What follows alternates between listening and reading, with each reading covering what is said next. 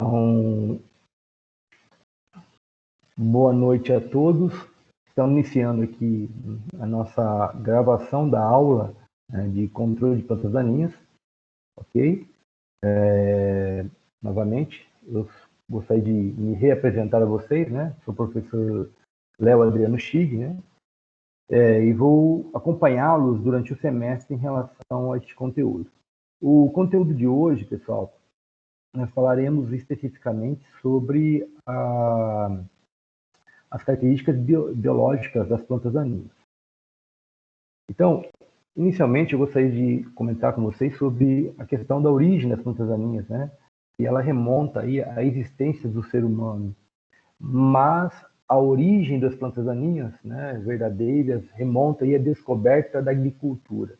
Então, desde quando o homem se entende, né, em relação à agricultura, ao se destinar ali a executar o processo de cultivar as culturas de interesse econômico, o que aconteceu, né? Ele começou a observar que plantas que eles não tinham interesse econômico invadiam a área onde eles cultivavam, perdão, campos que não tinham interesse, né? Naquela época nem tanto era econômico, né?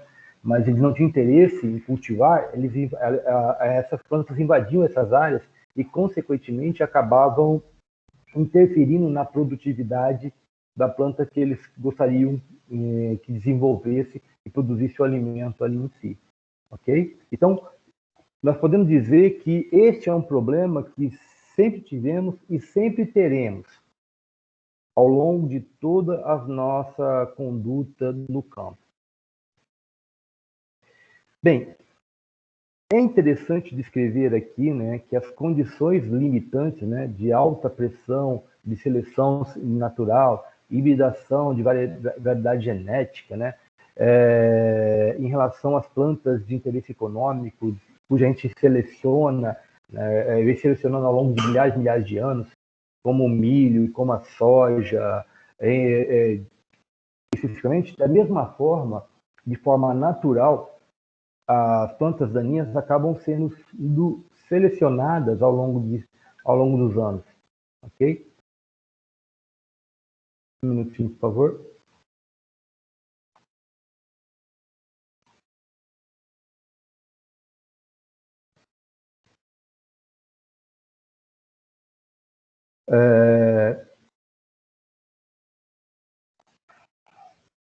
Voltando, pessoal, tem um pessoal aqui no grupo do WhatsApp, né, comentando que não está entrando, né? Eu gostaria de comunicar a vocês que vocês passassem ao pessoal, né? Se não for possível, eles acessarem o portal para eles testarem aí especificamente outras plataformas para ver se consegue entrar no Teams, ok? Voltando aqui.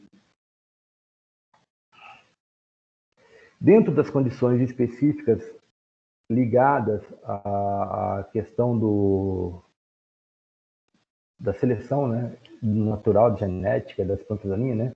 Então, nós temos que entender o seguinte, que as plantas domésticas são aquelas que a gente vem domesticando ao longo dos anos, né? Então, nós temos um interesse muito grande que essas plantas manifestem o máximo possível do seu potencial de produtividade. Enquanto que as plantas consideradas daninhas, né, de uma certa forma, nós gostaríamos que ela não estivesse no campo, não estivesse naquele local, naquela área de interesse econômico. Mas, infelizmente, elas sempre estarão lá. E nós vamos discutir o porquê delas estarem lá, ok?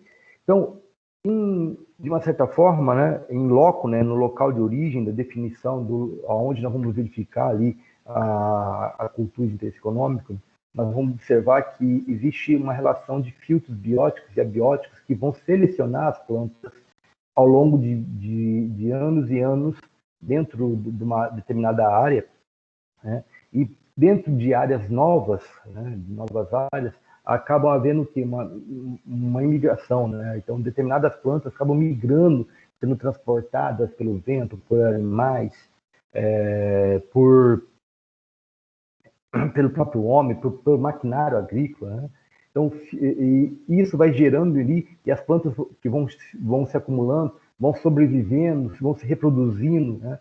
E assim vai sucessivamente. E as populações vão persistindo naturalmente naqueles locais ali, porque acaba formando ali o que nós chamamos de banco de sementes. Então a população vai se aumentando e espalhando-se dentro do campo. E neste caso, a nossa função como profissional na área é definir se essa cultura, essa planta, apresenta ali nenhum impacto, ou se ela vai apresentar um impacto econômico, ou se pode gerar ali um impacto ambiental dentro do contexto. Ok?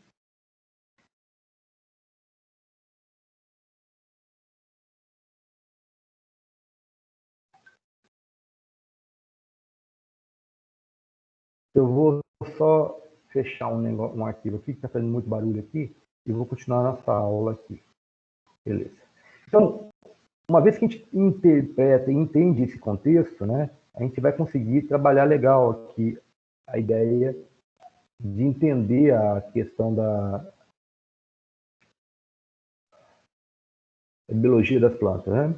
Então, o aspecto biológico das plantas daninhas, né, por que pareça, né, nós já discutimos aula passada, eu gostaria que, novamente que vocês entendessem, especificamente, que plantas daninhas apresentam um contexto bem interessante. Por quê? Porque muitas dessas plantas, elas recebem o termo daninhas, é porque ela está naquele local em si, de uma forma que eu poderia dizer como ela é uma planta que eu não gostaria que ela estivesse lá, porque o interesse econômico que nós temos seria que as plantas que estivessem naquele local fosse apenas aquela escolhida e cultivada.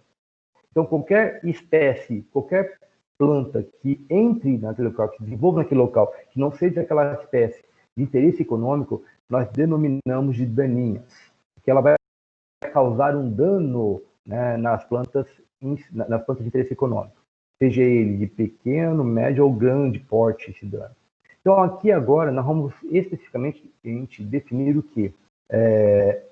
Para efetuar ali o controle eficiente necessário ali, dessas plantas daninhas, primeiramente nós temos que entender e conhecer ali a biologia das espécies, partindo do princípio da classe taxonômica, do hábito de crescimento, do ciclo de vida, do seu habitat em si, ok?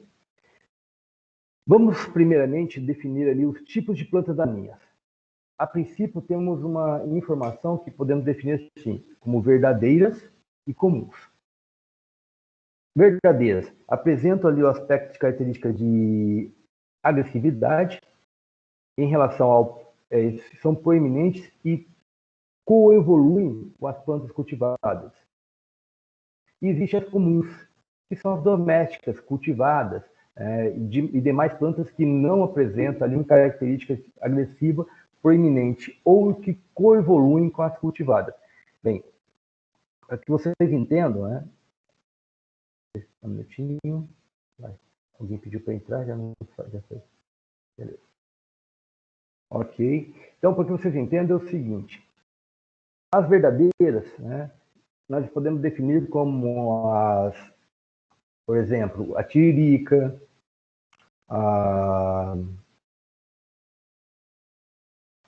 algumas espécies específicas que nós não temos interesse em cultivá-los economicamente.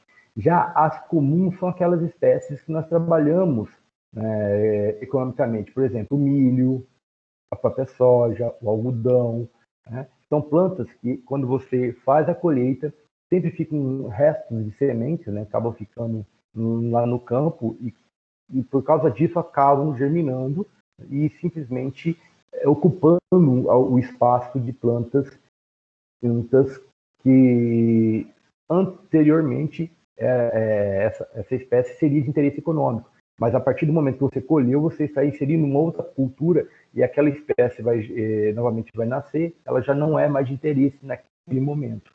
Então ela se torna o quê? Uma planta daninha. Aqui especificamente, né?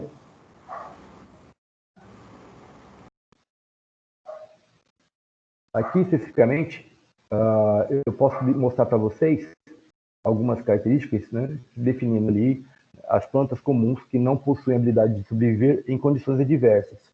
Ok? Neste caso ali, ó, estou colocando aqui, ó, plantas comuns como milho, cultivo anteriores na cultura da soja, que é uma referência aqui da própria Embrapa, né? Então, você observa que é um plantio de soja e bem aqui entre eles há vários pés solteiros, especificamente, de plantas de milho que eram de culturas anteriores. Então, nós chamamos de plantas daninhas comuns, que é aquela que eu esperaria já que elas viessem, né? Porque normalmente vêm do resto dos grãos que ficaram na colheita. Já as plantas daninhas verdadeiras são aquelas que a gente pode entender, né, especificamente. Tem o caruru, nós temos lá o leiteiro, a tiririca e assim vai. Ou seja, não são melhoradas geneticamente, elas vão se desenvolvendo ao longo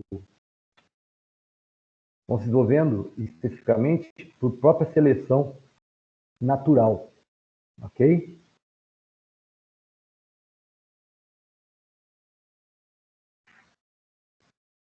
Crescem em condições adversas, é incrível dizer isso, mas as plantas daninhas verdadeiras, elas são muito mais agressivas, elas são muito mais resistentes, elas são muito mais, têm maior desenvolvimento, elas crescem mais do que as plantas de interesse econômico, ok? São rústicas, contra o ataque de pragas e doenças, né? As pragas e doenças em si, elas acabam, naquele local especificamente, elas acabam sendo selecionadas por quê? Porque as pragas que entram na cultura de interesse, elas vão para a área especificamente, por exemplo, da soja, porque a palatabilidade da soja é o que eles atrai. As plantas daninhas que estão ali especificamente já não são de tão interesse para aqueles determinados insetos que vão entrar naquele campo, ok?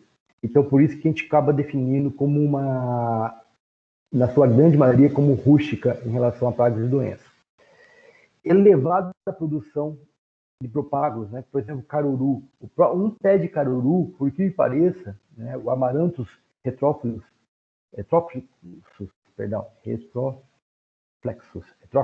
nossa, hoje eu estou... O próprio amaranto, o caruru, para vocês terem uma ideia, né? Ela produz, num único pé, produz 117 mil sementes. Então você imagina o quanto que um único pé de amarantos pode ser propagar ali essa espécie, se você não fizer um controle adequado. E nós temos que entender também, né, em relação à dormência, da dispersão dos seus propágulos, porque muitas vezes, mas ela produz muito, mas não vejo tudo isso de planta no campo. É porque a maioria dessas sementes, ao entrar em contato com o solo, né, ela está no processo de dormência, ela vai ficar lá por períodos longos de anos, até que ela é quebrada da sua dormência e ela começa a emitir as radículas e as plântulas e acabam crescendo e desenvolvendo no campo. E, logicamente, né, como a gente está dizendo, que ao longo do processo, o crescimento inicial em relação às culturas é muito mais rápido. Então, ela acaba dominando o local em si. Por isso que é extremamente importante nós fazermos um determinado conhecimento, verificarmos especificamente as características da planta daninha, para podermos definir qual a melhor forma de controle. Pois a população de plantas daninhas, né, verdadeira, apresenta características especiais que as permitem sobreviver e dificultar sua eliminação de determinada área, assim como a dispersão e a colonizar outras áreas. Então, ou seja, ela tem características muito agressivas. Então, quando você entende que cada espécie, que cada planta tem um determinado comportamento, uma determinada característica do seu desenvolvimento fisiológico e fenológico, né?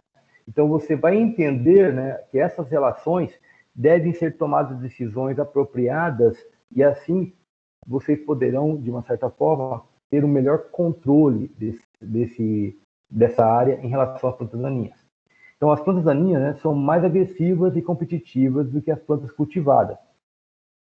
Nós gostaríamos, né, de uma certa forma, que as plantas de interesse econômico fossem mais agressivas, que elas dominassem toda a área, mas infelizmente isso aí nós temos visto ao longo dos anos, né, e não é tão verdadeiro essa afirmativa. E as características agressivas das plantas daninhas, né, começa pela dormência, como eu ia falar para vocês, em seus propagos. Né? Então, existem discussões de Xenópolis, algum ali que chega igual a 1.700 anos, né, de dormência. Então, ou seja, elevada produção de propago. Então, você tem espécies que demoram muito, muito tempo para poder quebrar a dormência. Então, você não sabe qual espécie vai estar ali na sua área, especificamente, naquela determinada safra. Você não tem uma certa noção. Mesmo porque, por mais que você faça todo o tratamento da área, todo o processo de fazer, de eliminação das plantas daninhas, lembre-se que sempre haverá uma propagação, uma disseminação de forma direta ou indireta de novas espécies na sua área. Aqui apresenta-se um pequeno quadro onde nós podemos verificar ali o número de sementes produzidas por algumas espécies de plantas. Então, aqui, a Beldroega, né, a Portulaca oleracea, ela produz um número total aí por pé, por planta, em total de 52.300 sementes.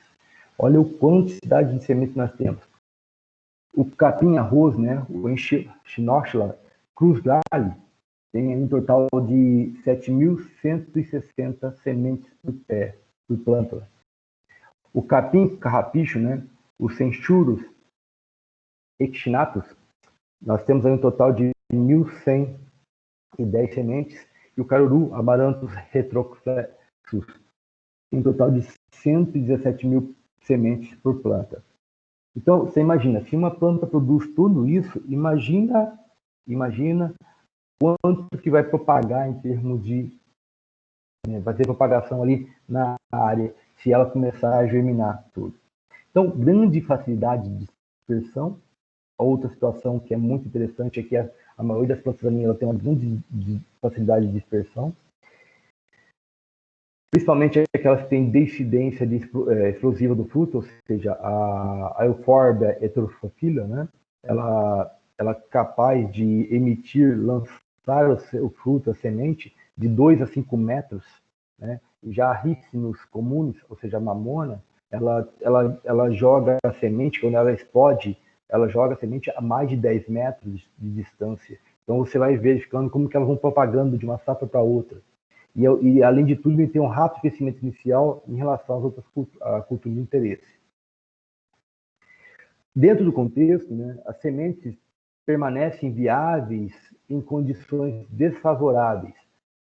Por exemplo, a capacidade de germinar de grande profundidade. A Avena factua, né, a aveia brava, ela consegue ter semente ali viável a 17 centímetros de profundidade. A primeira foto aqui de cima para baixo, como vocês podem observar ali. Tem uma hipomeia SP, que é a corda de viola, ela consegue manter a semente viável e consegue germinar, mesmo ela estando aí a 12 centímetros de profundidade. Então, você percebe que ela tem uma força muito grande para poder liberar ali a sua plântula. A Euphorbia heterophylla, né, que é o amendoim bravo, este fica a 20 centímetros, né? Pode ver como foi encontrado semente a 20 centímetros de profundidade e ele ainda germinando, ok? Então você observa que, de certa forma, as plantas daninhas, né, as plantas especificamente ali que vão se encontrar na sua área, elas são muito mais adaptadas para poder se manifestar o tempo de propagação e desenvolvimento fisiológico delas. E aqui, então, por causa disso, nós vamos começar a fazer uma pré-análise em relação à classificação taxonômica. Lembrando das condições para a planta daninha, nos interessa apenas a divisão, né, as classes, a família, o gênero e a espécie. Ok? Pessoal, vocês observam claramente, né, que nós temos uma grande quantidade de informação que podemos trabalhar ali em relação a esse conteúdo. Beleza? Então, é muito interessante vocês observarem que a planta daninha, ela sempre vai estar ali, de uma certa forma, contribuindo negativamente para o desenvolvimento fisiológico da cultura de interesse. Então, por obrigação, o profissional em agronomia ele tem que saber identificar essas plantas para poder tomar a devida providência no seu controle, ok? E nós vamos discutir isso com bastante detalhe ao longo desse semestre para que vocês possam entender. Primeiramente, nós vamos entender as características das plantas, aprender a identificar essas plantas. E uma coisa que é importante que nós entendamos é que quanto mais cedo vocês tomarem a decisão de identificar as plantas daninhas no campo, mais cedo e mais fácil é o controle.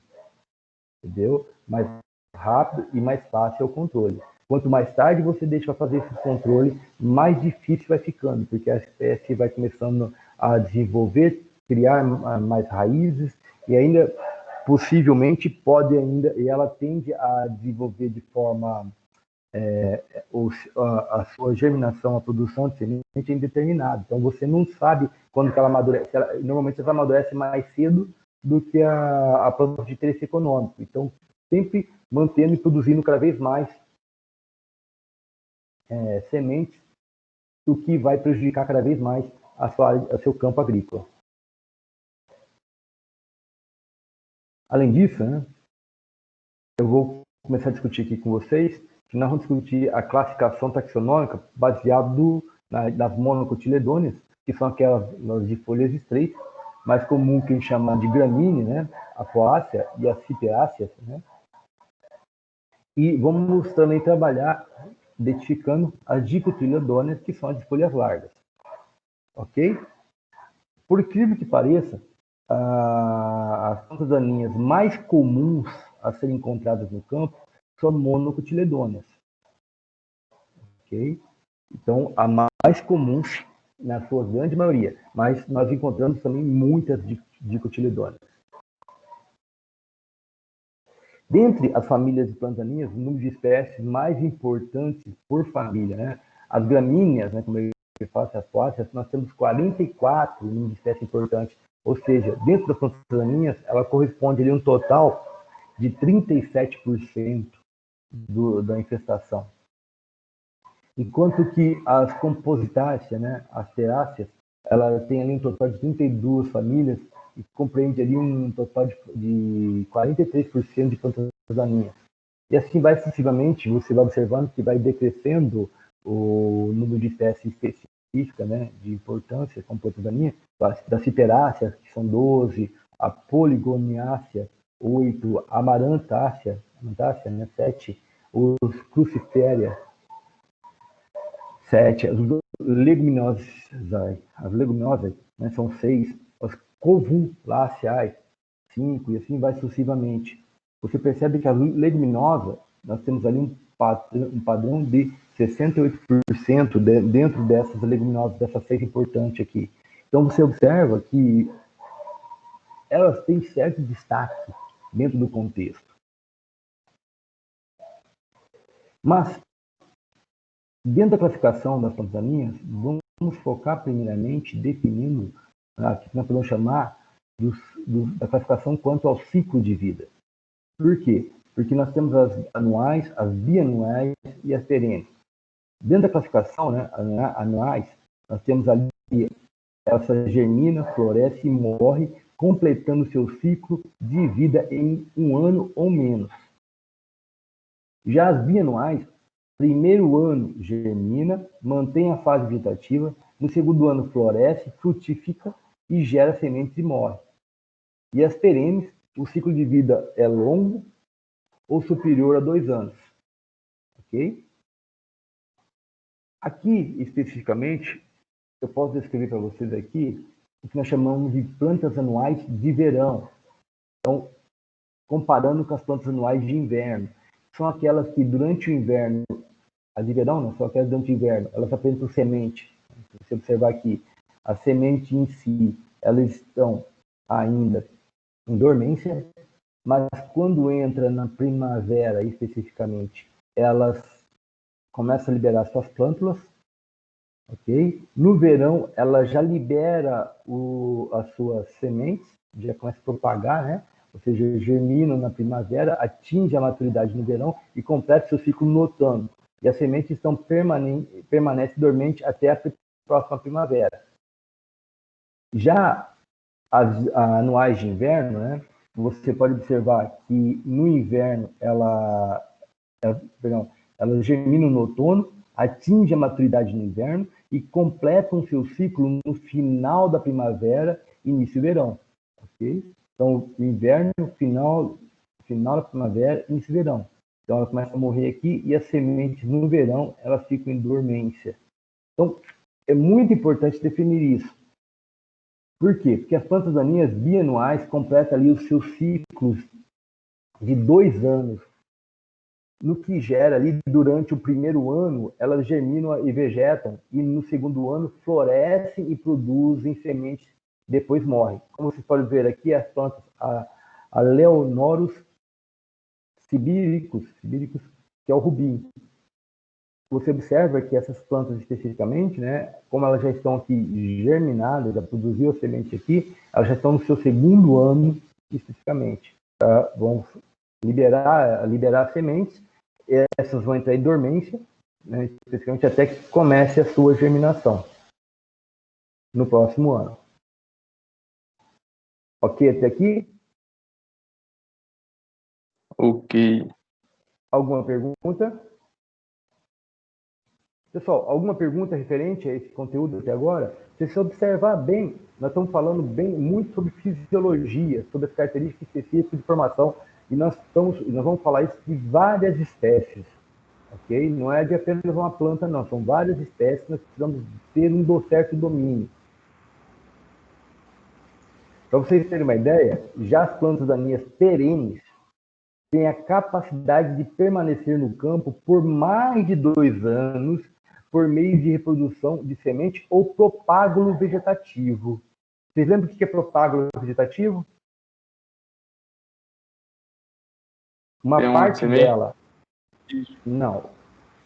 Propágulo vegetativo é que uma parte dela acaba reproduzindo, formando, ramificando raízes e gerando uma nova planta.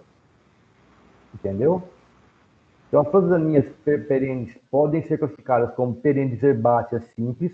Por exemplo, nós temos aqui o dente de leão, que é o Taraxacum officinalis, ok? Nós temos ali a perenes herbáceas complexas, a Impirata brasiliensis.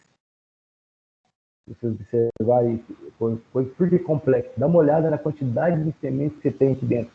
Essa é a mais comum de ver, né, professor? Sim, é uma das mais comuns. Sim. Entendeu? Mas depende do local, viu? Não é bem assim, né? Depende muito do local. Entendeu? Mas no local onde você entra, elas são bem fortes. Nós temos também as plantas daninhas perenes lenhosas, né? O fedegoso. Conhece o fedegoso? O Senna obtusifolia. Então, o fedegoso também é muito comum no campo.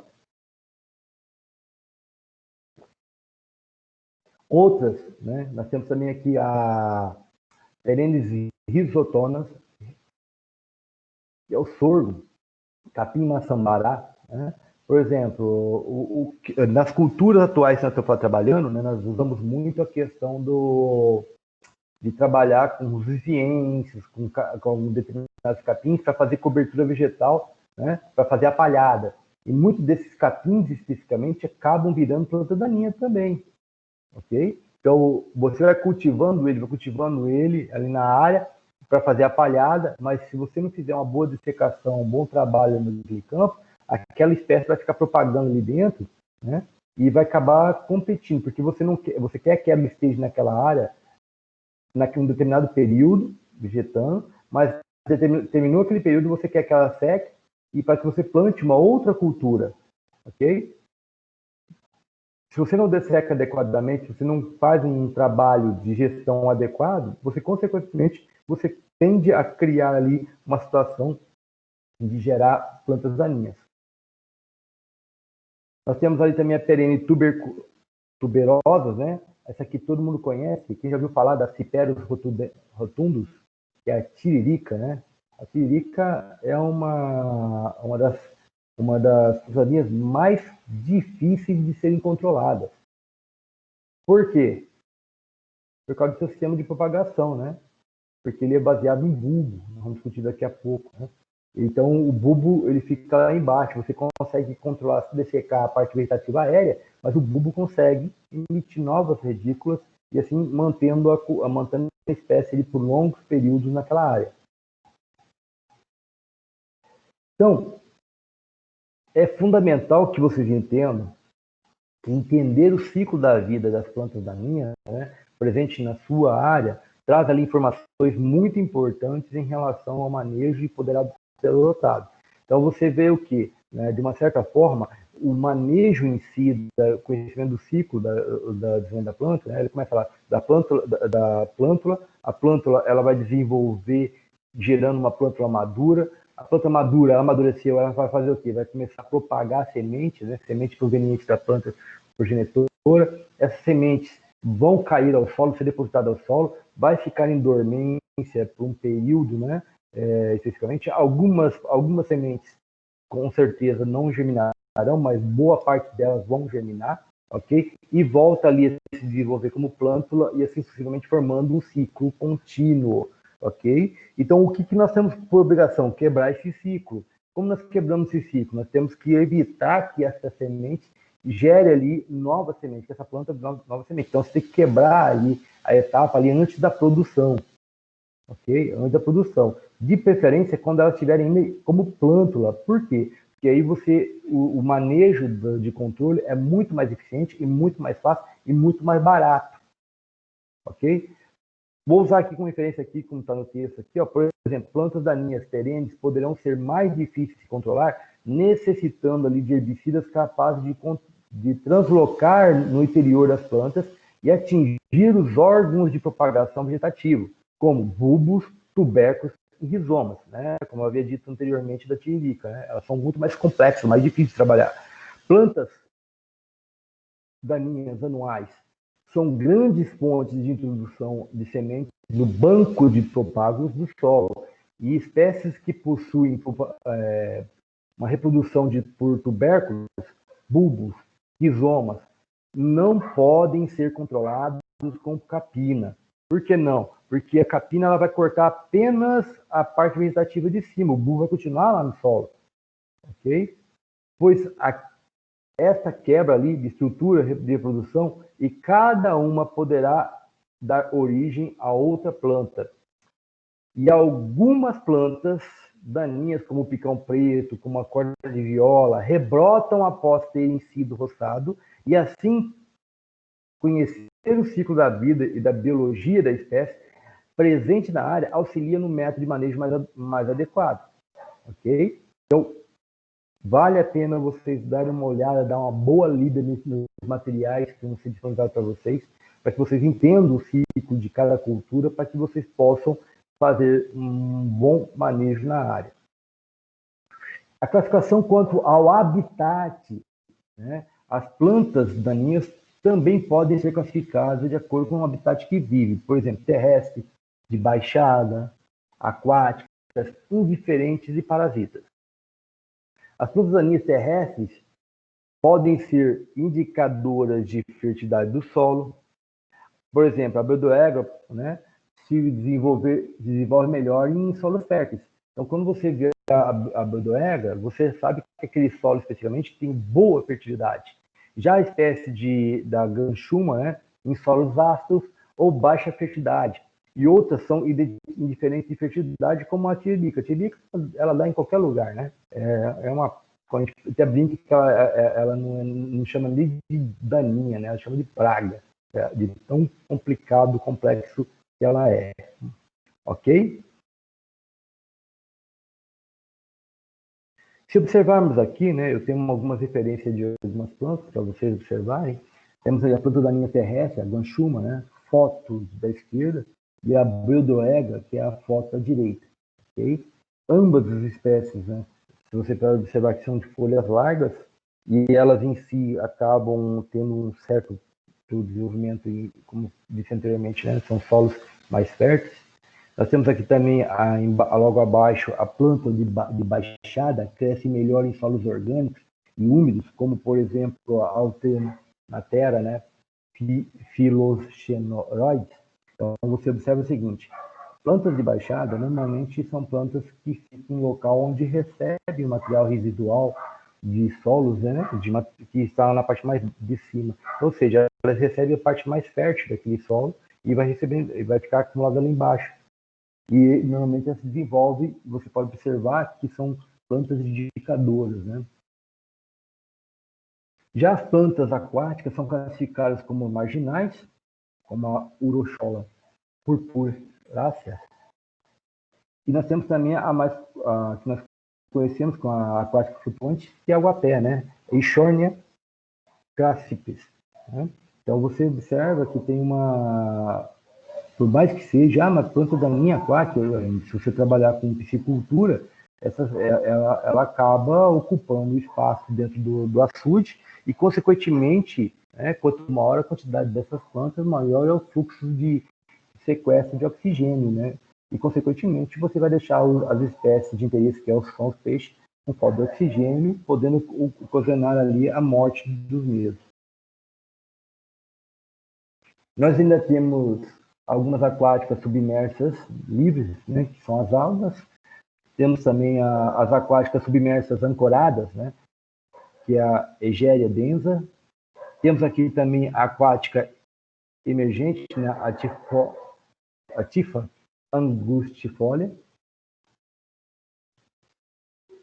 Além disso, né, nós temos que definir com muito cuidado essas características. Então, só para a gente revisar um pouquinho aqui, ó, quanto ao habitat, né? Repetindo, a marginais ou de talude ocorrem em margens do corpo d'água, como o capim fino, a urcholia, a tiririca, né? É muito comum na borda dos lagos, na borda dos rios, na borda dos açudes, né? As emergentes ocorrem em locais com lâmina d'água estreita, com as folhas acima da superfície e as raízes ancoradas ao fundo do corpo da água, como o capim-arroz, né, a taboa, e assim sucessivamente. Nós também temos as flutuantes livres, né, que ocorrem como as folhas de superfície e raízes, não ancoradas ao fundo do corpo da água, como o aguapé, o alface d'água, ok? A savínia. Neste momento, pessoal, eu estou focando mais em falar o nome comum delas, porque vocês, ao longo do semestre, nós vamos treinar o nome científico, ok?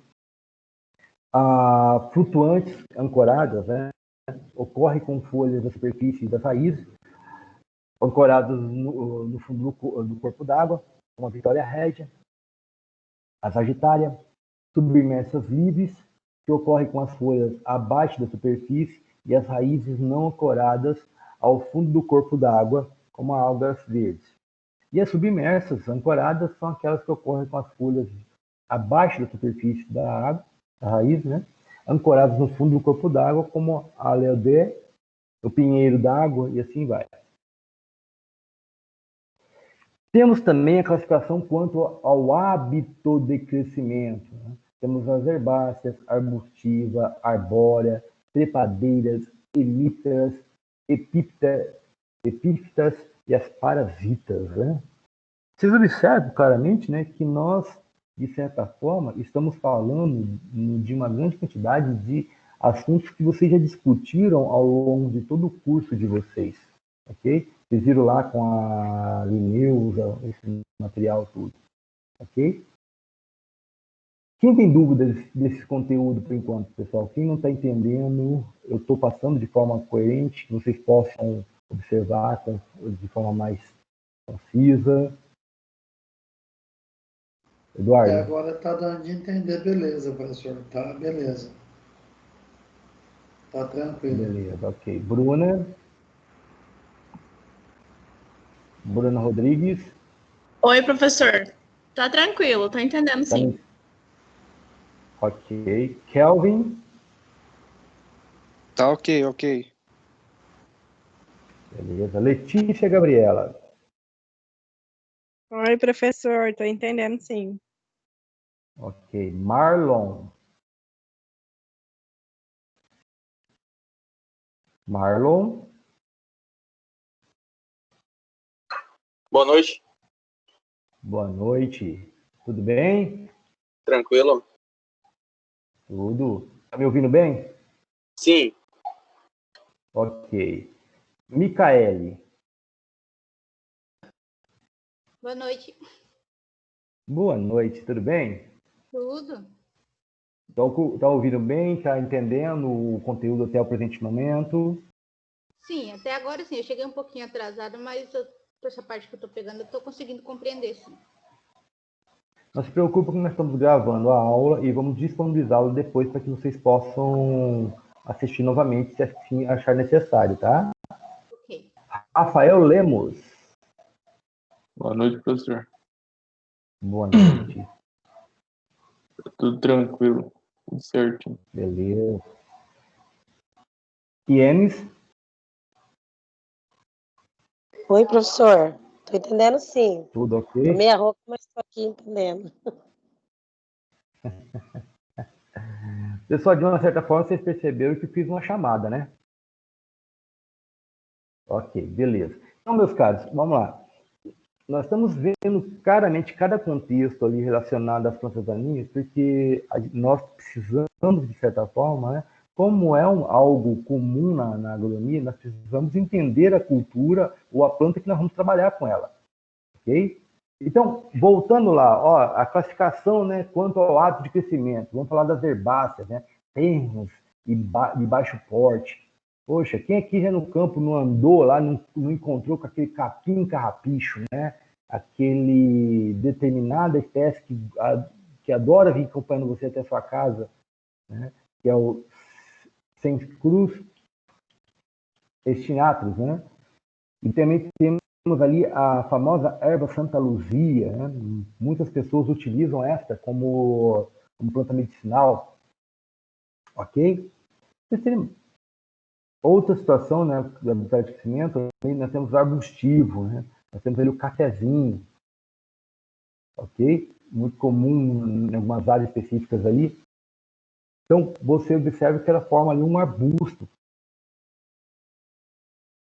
Nós temos também a classificação como as trepadeiras, né? Que é aquelas que vão subir, elas vão subindo a planta de interesse econômico, vão ocupando, vai se fechando em torno dela, né?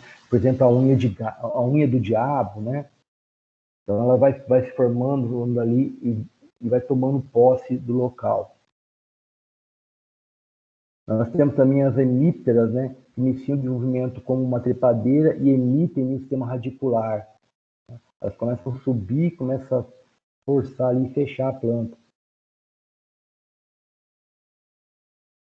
Nós temos também aquelas que a classificação de hábito, né, o crescimento das epífitas, né, crescem sobre outras sem a utilização da fotoassimilados da hospedeira, né, que ela utiliza ali em si, ela aproveita o fotossimilado da hospedeira. Como, por exemplo, as orquidáceas, né? As orquídeas é muito comum isso. Além disso, nós temos também as parasitas, né? Que são aquelas que se beneficiam dos nutrientes absorvidos pelas plantas e dos fotossimilados. Por exemplo, a erva de passarinho. Né? A erva de passarinho ela é bem interessante, ela vem do nada, ela entra numa determinada espécie, ela normalmente é trazida pelos pássaros, ela é nas árvores, né? Acaba entrando ali, germina, acaba ocupando espaço e vai sugando toda a sua seiva e vai desenvolvendo ali. O ficus, né? Então, que é uma outra espécie que ela também ocupa espaço, absorve toda o fossilizado da planta e no final ele estrangula a planta e elimina a planta hospedeira. Né? Parasita também definida aqui, ó, como a erva de bruxo, né? Que ela beneficia do nutriente absorvido pelas plantas, né? Parasitando da fotossíntese, ela simplesmente vai lá e rouba, né?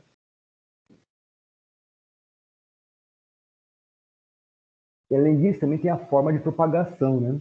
Dentro do contexto da forma de propagação, nós temos ali as seminíferas vegetativas, que é o caule, raiz, tubérculos, bulbos, rizomas, né?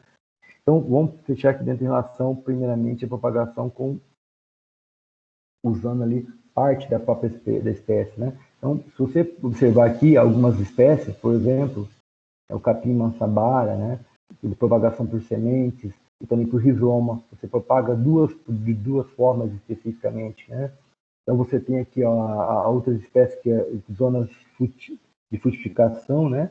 Se observar, e a própria e si por rizoma. Acabam se disseminando especificamente. A tirica, né, a Cipérus rotundos, ela se propaga ali tanto pelo tubérculo, pelo bulbo basais, com rizoma, né?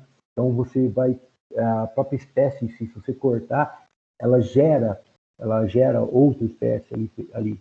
Nós temos ali a grama seda também, que ela, se você cortar a própria folha, a próprio galho, né, a própria planta especificamente, ela coloca ali, ela emite radículos e propaga também. Então, plantas daninhas, normalmente, elas são muito fáceis de ser propagadas, né? Então, para vocês terem uma ideia, Magalhães, de 1965, observou que a taxa de multiplicação é 10 vezes em 60 dias, em referente aí à maioria dessas plantas, principalmente na tiririca, né? Condições favoráveis de 30 a 40 milhões de tubérculos hectare ciclo, né? Olha como é fácil propagar. Além disso, né, ele absorve ali em torno de 95,6 kg de nitrogênio hectareano, 11,6 kg de P2O5 hectareano. Então, ela ainda concorre com a planta de interesse econômico, né?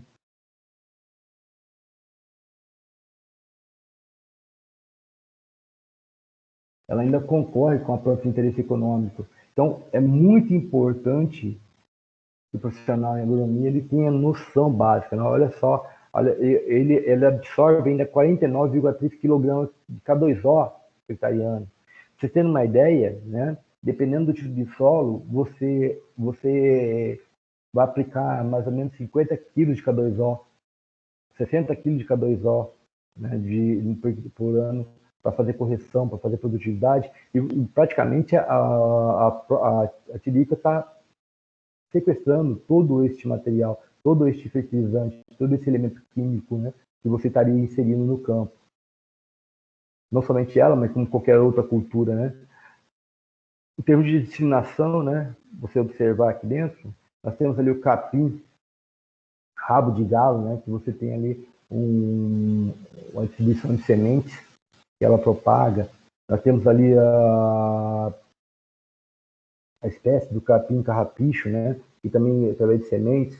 Dá uma olhada aqui como fica. A semente ela tem uma determinada adaptação para que ela possa grudar nos pelos dos animais, nos equipamentos, nos tratores, nas roupas.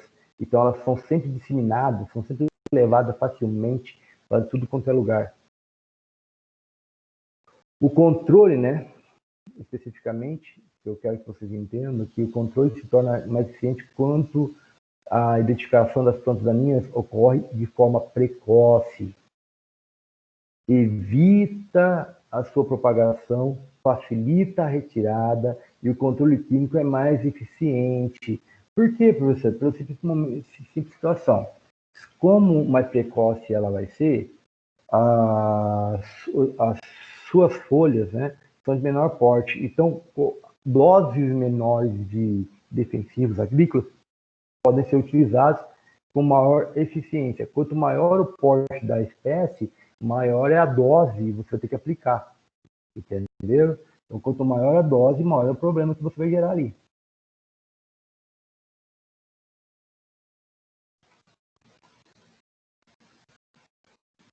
Ok até aqui?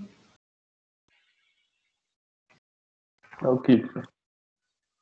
Beleza. Então vamos começar um pouquinho. Vamos fazer melhor, vamos fazer o nosso melhor então? Bora. Pessoal, vamos lá. Para que eu possa melhorar ainda mais o conhecimento de vocês, né, tem uma coisa que nós vamos ter que fazer ao longo desse semestre.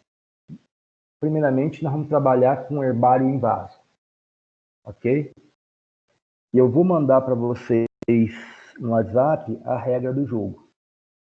Este herbário em vaso, né?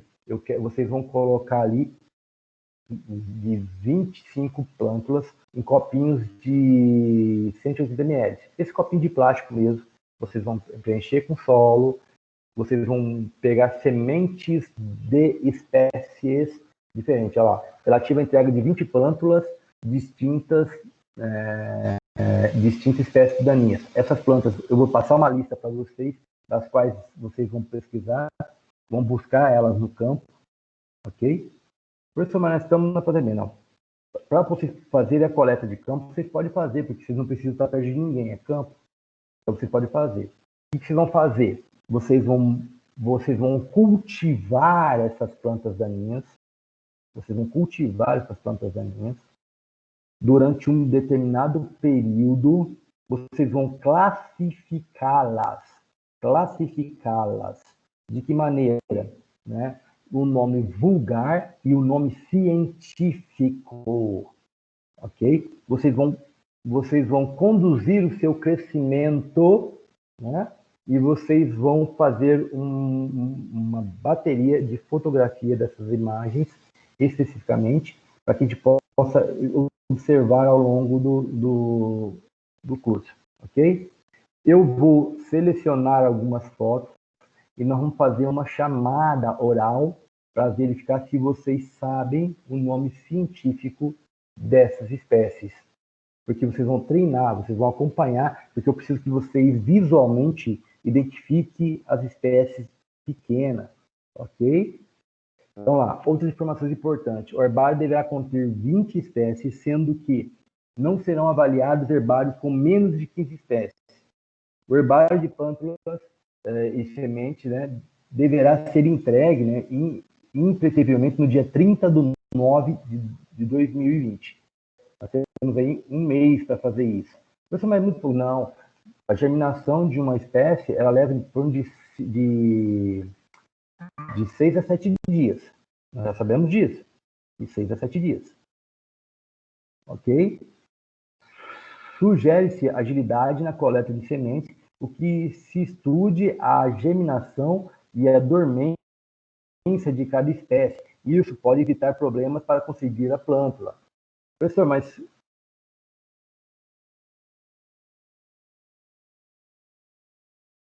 vocês vão guardá-las, deixá-las desenvolver até o tamanho necessário, né, para que vocês formulem o nosso herbário. Eu vou mandar também para vocês entregarem na data já definida no documento. Se vocês observarem aqui, ó, como será avaliado o herbário? Ele valerá 700 pontos da parcial. 700 pontos da parcial. De que maneira, né? Vai ser feita a contagem. Número de espécies coletadas. Se tiver as 20, 100 pontos. Para cada espécie que faltar, será tirado ali, né, 5 pontos. 5 vezes 20, 100. Ok? Será a identificação da espécie, né? Relativo ao correto preenchimento da etiqueta, que também vou encaminhar para vocês. Vou ter que preencher adequadamente. Professor, eu não sei preencher o nome científico. Aprende, está na hora. Vocês já fizeram isso lá com a Lineusa, lá em Fisiologia Vegetal, em Taxonomia. Fizeram isso com o Randall em Entomologia. Então, agora está na hora de vocês aplicarem seu conhecimento básico. Ok? As etiquetas fora do padrão e o nome científico grafados ou destacados, né, incorretamente, também implicarão em perdas de pontos. Ok. Identificação das espécies, prova oral, valerá 500 pontos. Então, vocês têm que saber, vocês vão olhar para aquela espécie, vocês vão ter que saber especificamente quais são. Neste quesito, o aluno terá que identificar o nome científico e vulgar de 10 espécies entregues. As espécies serão sorteadas no momento da avaliação. Somente será concedida a pontuação quando os dois nomes científico e vulgar forem fornecidos de forma correta. A cada espécie identificada e forma incorreta perde 25 pontos. Ô, professor. Okay? Diga. O senhor vai querer só o nome científico ou Os dois. Os Ah, tá. dois. Os dois. Eu quero. Vocês vão ter um prazo para vocês pesquisarem, fazer tudo. Ok? Aqui eu estou pedindo 20 plantas. Para o herbário, são 35 plantas. Para o herbário, são 35 plantas. Professor, mas como eu vou fazer para pegar 35? 20 você já tem. É do seu herbário em vaso. Você vai cultivar ele, você vai usar, vai deixar crescer e vai usar esse herbário depois. Entenderam? E falta 15. Então, quanto mais espécies vocês conseguirem pegar e conseguir trabalhar, mais espécie, maior a sua chance de você ter ali a sua pontuação e dedicação. Mas eu quero que vocês façam esse copinho e que vocês acompanhem, né? Porque eu quero que vocês identifiquem aquela espécie. Eu quero que sua mente, ao bater o olho naquela espécie, você saiba que espécie que é. Ok? Ok, senhor. Um minutinho, parando a gravação. Então, a parte da nossa aula, especificamente aqui, eu vou parar a gravação e vamos continuar um debate entre nós aqui, esclarecendo as dúvidas que você tiver em relação ao conteúdo.